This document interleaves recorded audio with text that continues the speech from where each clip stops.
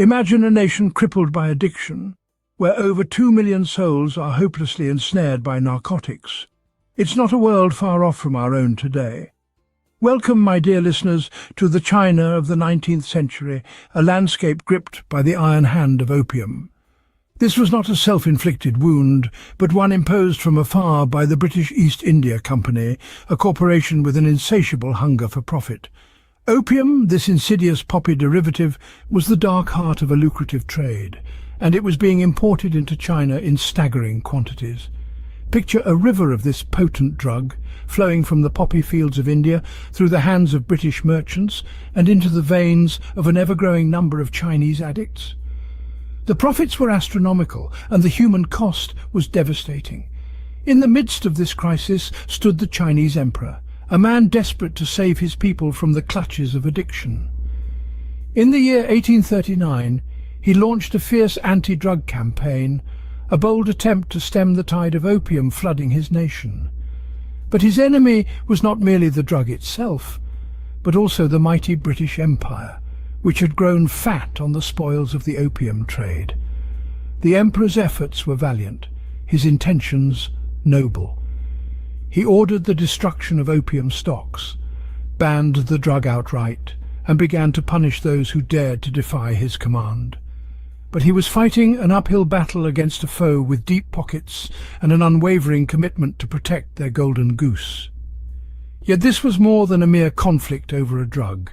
It was a battle of wills, a clash of cultures, a confrontation between an ancient civilization and a rising global power. It was a spark that would ignite a firestorm, a prelude to a series of brutal wars that would shake the very foundations of the Chinese Empire. The emperor's desperate battle against opium would soon escalate into a full-blown war. The year 1839 marked the beginning of a brutal conflict known as the First Opium War. China, armed with antiquated defences and a fierce determination to protect its people, found itself pitted against the military might of the British Empire. But this was not a fight of equals. Britain, armed with superior technology and an insatiable thirst for profits, was a formidable adversary. Imagine, if you will, a giant in a playground bullying a child. That was the scenario that unfolded. Britain's technologically advanced warships and guns quickly and mercilessly bombarded China's outdated defences. The Chinese fought valiantly, but they were simply outmatched. What followed was nothing short of a catastrophe for the Middle Kingdom. The British Empire, drunk on the sweet nectar of victory, demanded more than just an end to the conflict. It demanded payment. The price, Hong Kong. Yes, that vibrant, bustling metropolis that we know today was ceded to Britain as one of the spoils of war. But the British appetite for expansion was not sated with the acquisition of Hong Kong. More ports were forced open, creating new avenues for British trade. This was not just a victory for the British Empire, it was a humiliating defeat for China. The First Opium War was a lesson in power dynamics. It showed the world what happens when one country's superior technology meets another's desperate need for self-preservation. It was a dance of destruction that left China in ruins and the British Empire bloated with pride and profits. But the British Empire's victory came at a cost. It exposed a vulnerability in China, a crack in its armour that others would soon seek to exploit. You see, the First Opium War did not just cripple China, it also whetted the appetite of other foreign powers. The First Opium War left China vulnerable, but the British Empire's hunger for new markets was far from satisfied. The stage was set for further conflict and exploitation. The opium, the war, the loss, it was all just the beginning. The worst, as they say, was yet to come. Round 2 of this devastating conflict exploded in 1856, with France joining Britain in a frenzy of exploitation. The stakes were higher, the tension thicker, and the brutality more pronounced. The second act of this tragic drama, known as the Second Opium War, was about to begin. Just when China was beginning to lick its wounds from the first war, the second one came knocking on its door. This time, the French joined the British in their quest for domination, whipped up into a fervour of imperialistic ambition. Together, they formed a formidable alliance, an ominous storm cloud looming over China's already darkened horizon.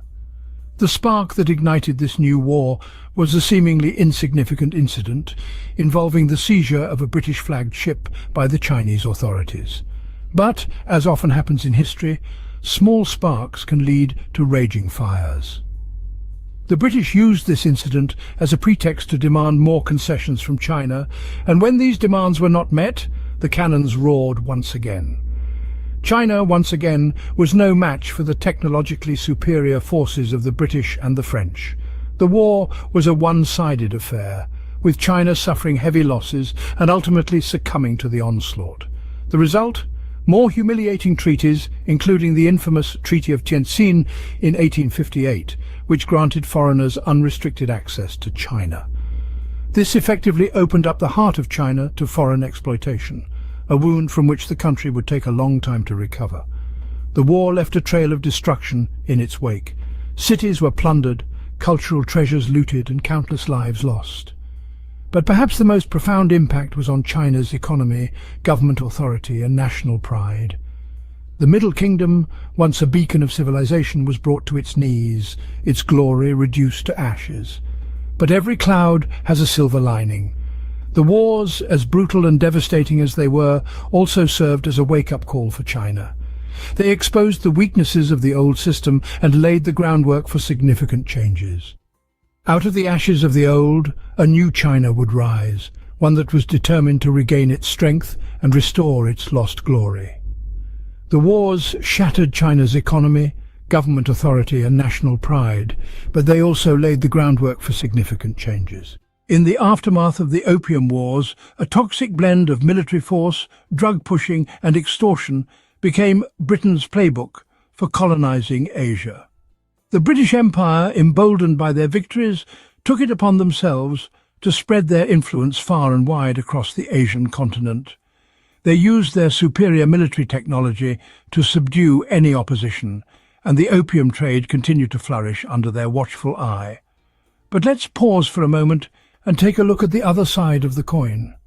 Despite the devastation, the Opium Wars served as a loud wake-up call for China. The nation was caught off guard, its once mighty empire brought to its knees by foreign powers. It was a bitter pill to swallow, but it sparked a burning desire to modernize and regain strength. China's leaders recognized that they could no longer rely on the old ways. They had to adapt to survive. And so they embarked on a journey of self-improvement. They sought to learn from their foes, to understand their technologies, their strategies, their ways of governance. It was a period of intense self-reflection and transformation for China. Their efforts were not in vain. Slowly but surely they began to see results. They modernized their military, strengthened their economy, and reformed their government. It was a long and arduous process, but it was necessary. China was no longer the helpless victim it once was. It was rising from the ashes, stronger and more determined than ever before. But the road to recovery was not without its obstacles. The scars of the Opium Wars ran deep, and the memory of their humiliation still lingered. They were faced with the daunting task of rebuilding their nation's pride and restoring their people's faith in their leadership. And yet, they persevered. They refused to let their past define their future. The Opium Wars were a dark chapter in China's history, but they also marked the beginning of a new era, an era of change, of growth, of resilience, an era that would see China rise from the ashes and take its place on the world stage.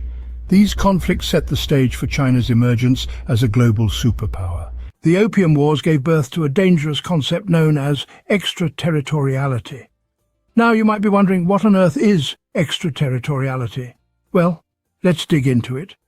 This is a concept where foreigners living in a country are governed not by the laws of their host nation, but by the laws of their home country. It's like playing a game of chess where your opponent is not bound by the same rules as you are. Doesn't sound fair, does it? This concept was imposed on China following the Opium Wars. The foreign merchants and diplomats, mostly from Britain and France, who now had unrestricted access to China, were under the jurisdiction of their own courts, not China's. This meant that they could act with a degree of impunity, protected from the consequences of their actions by the shield of extraterritoriality. But the reach of extraterritoriality didn't stop at China's borders. Oh no, it was widely imposed across Asia and Africa as well. This infringement on national sovereignty was a tool of empire, a means of control and a way to protect foreign nationals from the laws and customs of the lands they were exploiting. It led to a gross imbalance of power, enabling foreign abuses and contributing to the erosion of local cultures and systems of governance. It created a world where the rules were different depending on who you were and where you came from. It's a bit like being at a party where everyone's drinking from the punch bowl, but only some people have to worry about the hangover. And while the direct application of extraterritoriality has largely faded from the world stage, its legacy lingers in the form of treaties and agreements that still privilege the interests of some nations over others. It's a sobering reminder of the long shadow of history and the lasting impacts of decisions made in the pursuit of power and profit. The Opium Wars left an indelible mark on history, shaping the world as we know it today. The echoes of the Opium Wars can still be heard today. This reverberation, a haunting reminder, originates from a time when the Chinese nation was brought to its knees by the destructive force of a narcotic crisis and a foreign empire's ruthless pursuit of profit and power. We journeyed back to the 19th century, to the heart of China's opium crisis, a national disaster that enslaved over 2 million people, to the potent painkiller trafficked by the British East India Company. The Chinese emperor, driven by desperation to save his people, declared a vigorous war on drugs in 1839. Little did he anticipate, however, that this would provoke the British to wage a full-scale war of their own, not against drugs, but against China itself. The First Opium War saw the British Empire, armed with technologically superior weaponry, mercilessly batter China's outdated defences. The outcome was catastrophic for China, with the loss of Hong Kong and the forced opening of further ports to quench Britain's insatiable thirst for new markets. The Second Opium War, with the addition of France to the fray, only worsened China's plight. Once again, the nation was bludgeoned into signing treaties of humiliation, granting foreigners unrestricted access and further crippling the economy, government authority and national pride. In the aftermath, a chilling blueprint for colonial conquest emerged, a toxic blend of military force, drug trafficking and extortion. Yet paradoxically, these wars also ignited China's determination to modernize and regain its strength, setting the stage for its rise as a global superpower. The Opium Wars also gave birth to the perilous concept of extraterritoriality, a gross infringement on national sovereignty that allowed foreigners in China to only be tried by their own courts. This concept, widely imposed across Asia and Africa, facilitated foreign abuses. As we look back on these pivotal events, we are reminded of the complex and often brutal dance of power, greed, and resilience that forms the tapestry of our global history, serving as the perfect reminder that the past was the worst,